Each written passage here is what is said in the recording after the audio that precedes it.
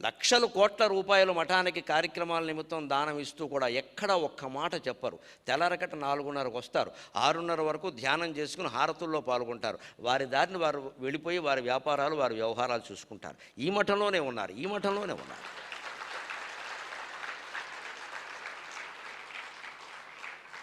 నాకు అప్పుడప్పుడు తెలిసి చెవులు పవిత్రమయ్యాయిరా, శ్రోత్రము శృతైనైవ నకుండలైన అన్నారు. చెవులు ఎప్పుడు పవిత్రం అవుతాయంటే బంగారపు దుద్దులు పెట్టుకోవడం వల్ల కాదుట, మంచి మాటలు వినడం వల్ల పవిత్రం అవుతాయట. ఈ మాటలు విన్నప్పుడు నేను అనుకుంటా, నా చెవులు పవిత్రం అయ్యారా, మహానుభావుని నేను చూడలేకపోయినా నేను విన్నాను చాలే అనుకుంటాను.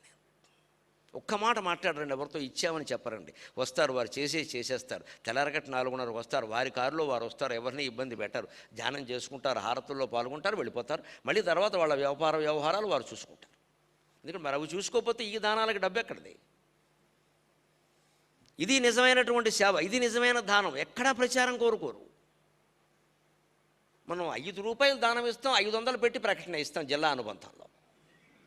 అందులో మళ్ళీ మన మొహం కనపడలా, పెద్దది వెయ్యలా. ఇది